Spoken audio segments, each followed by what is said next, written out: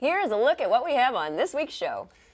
Women's History Month ends this weekend, so we salute our women veterans once again. A look at another successful veterans hiring fair in the Dallas-Fort Worth area. And 151 years later, two unknown Submariners get full military honors in a prime spot at Arlington National Cemetery. Stay with us for those stories and more. From providing care I served in the United States Army Nurse Corps. to serving near the front lines, I was the first woman ever to deploy on a Strategic Air Command deployment. military women have served in many roles while paving the way for others. I lobbied for women to be on board submarines. The veterans benefits you earned honor that service and can help with challenges you face on the home front.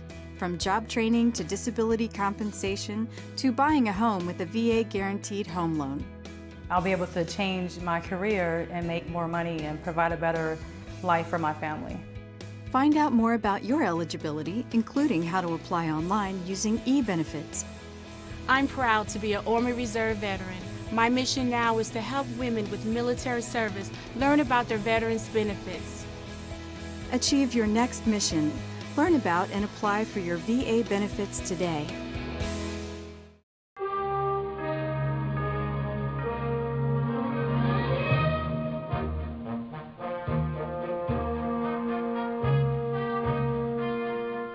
Hello, I'm Jose Llamas with the Office of Public and Intergovernmental Affairs. And I'm Ann Richardson with the Veterans Benefits Administration's Education Service. Thanks for tuning in today. This is the last show in March, Women's History Month, so we want to take this opportunity to once again thank women veterans for their service. On the VA homepage, VA celebrates Women's History Month by sharing stories of women in service.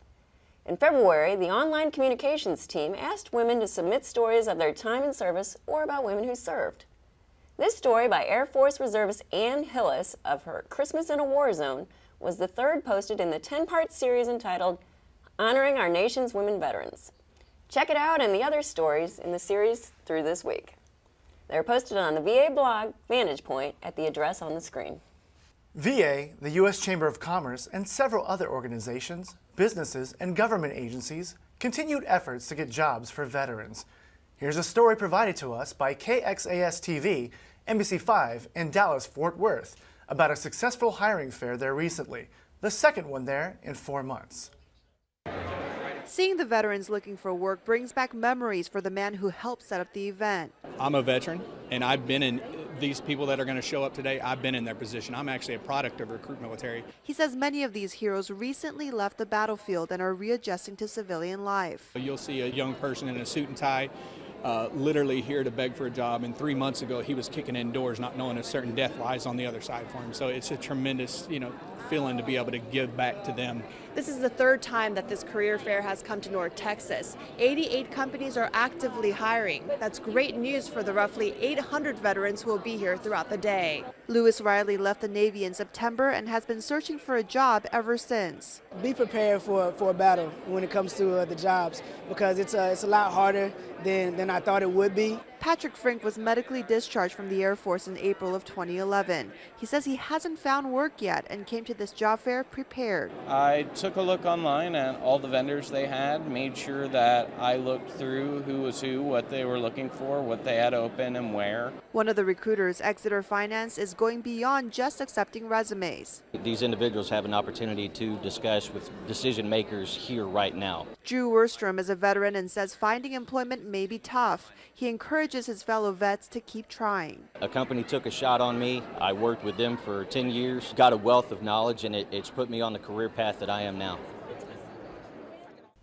This is a story of history in the making for more than 150 years. The USS Monitor sank off Cape Hatteras in a New Year's Eve storm in 1862. All 16 crew members aboard perished. Skeletons of 2 of the Union's ironclad submarine crew were found in the ship's unique circular gun turret when it was lifted to the surface from its 248-foot deep watery gravesite in 2002. Here's more from Chris Irby with the Cemetery Administration on one of the great ships in American naval history.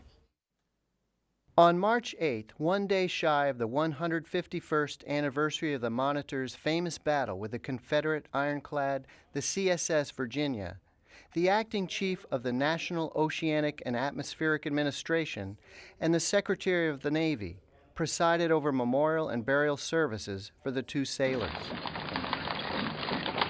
Across from the steps to Arlington's amphitheater, the grave sites are adjacent to the mast of the battleship Maine and the memorial for NASA astronauts killed in the explosions of the Challenger and Columbia space shuttles. Members of Congress, the military, and descendants of some of the original Monitor crew were also there. Those two gentlemen have no idea that they would gain such attention, have the Secretary of the Navy speak at a service for them some 150 years later. Yet it's one of those things, as a retired Navy man, a retired sailor, I want to be here for them, to honor their service and for what they went through, and for that entire crew. NOAA and the Joint POW-MIA Accounting Command in Hawaii have worked for 10 years trying to identify the two recovered sailors. Hopefully we'll find out someday when we actually identify these individuals. If we get photographs of them, that would be so cool to do and make the comparison. As part of ceremonies commemorating the 150th anniversary of the Monitor, Virginia battle, on March 8th and 9th last year, NOAA released forensic reconstructions of their faces to show what they looked like in 1862. Neither that or attempts to match DNA to find family descendants has worked, but the efforts continue. We're committed to the ideal of bringing home our fallen. And it doesn't matter if that happened for World War II, if it'll happen for future conflicts, that we'll always be here, and we've made a resolved commitment to say, we'll bring you home. Even before the sailors' remains were discovered, the Monitor generated much interest since it sank. The area around the shipwreck became the first National Marine Sanctuary in 1975. NOAA continues to document the wreck and its deterioration. Recovered iconic artifacts like its armament, engine, and gun turret are housed and displayed at the Mariners Museum in Newport News, Virginia.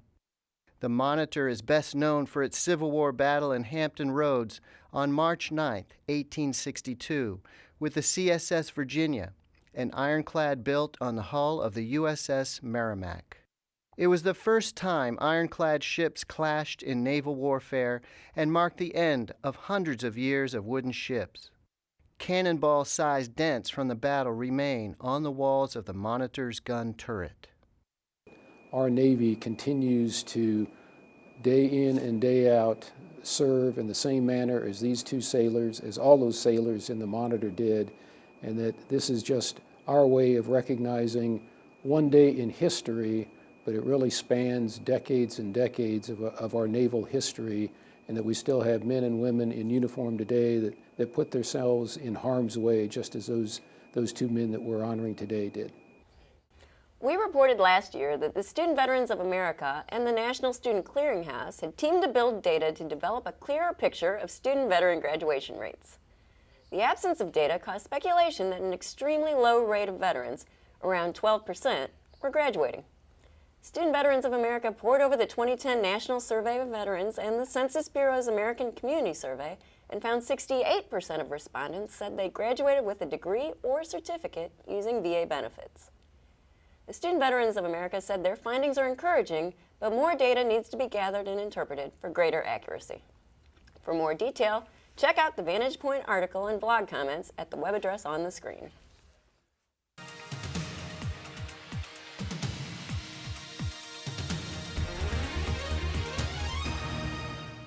Did you know? If you are new to VA, either as an employee or a veteran looking for care and benefits, there's a perfect place to get an overview. It's actually called New to VA, and it's a singular page on the VA website at the address on the screen. It tells you about benefits and services available, eligibility for VA benefits, how to apply for benefits, and VA's overall structure. A number of links are provided, including specific programs, regional offices, medical facilities, and how to request burial in a VA National Cemetery.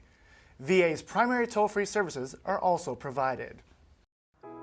When she came home from serving overseas, she seemed lost and angry. She changed a lot. she just wasn't taking care of things the way she used to. She spent more and more time by herself, and her mom and I were really worried. Our girl needed help, and we needed help on what to say to her.